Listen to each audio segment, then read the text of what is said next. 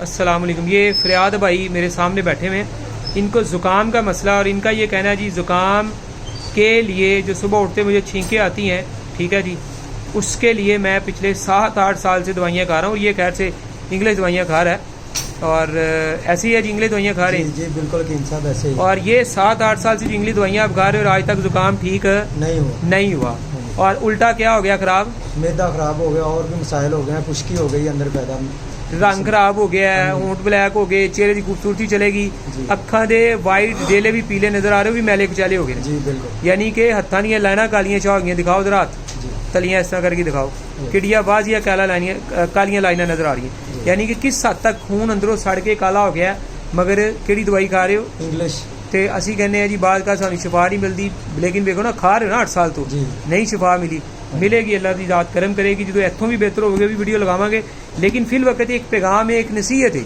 कि एक मामूली मर्ज होंगी बाद का नजर काम, अगला बंदा कहता जुकाम लगा है जी, छिक्का आ रही जी, तो 8 साल हो गए इंग्लिश दवाई खाते तो हजे तक ठीक नहीं हुई। बहरहाल अल्लाह से दे।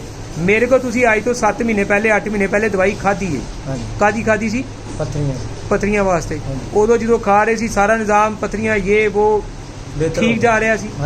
मेरा ख्याल रिपोर्ट का मैं बार बार कहा 2-3 दवाइयां खा के एक दफा लियांदी सी तो ਉਹਦੇ ਚ कुछ फर्क आया सी, लेकिन अगों तुसी जारी नहीं रख सके। ਉਹਦੀ की वजह बनी? मैनू मेरा एक्सीडेंट हो गया सी जी, मैं वो कंटिन्यू नहीं कर सका मेरे को मामला इस तरह के हो गए। कोई नहीं, अल्लाह बरकत देगा, आसानी देगा, तुम दोबारा आए हो, ठीक है जी। पैगाम भी असी दे रहे लोगों को, लेकिन इंशाअल्लाह पत्थरियां भी बेहतर होंगे ने और बाकी के मामला भी अच्छे होंगे। तुम खा के आओ, अल्लाह खैर करेगा इंशाअल्लाह।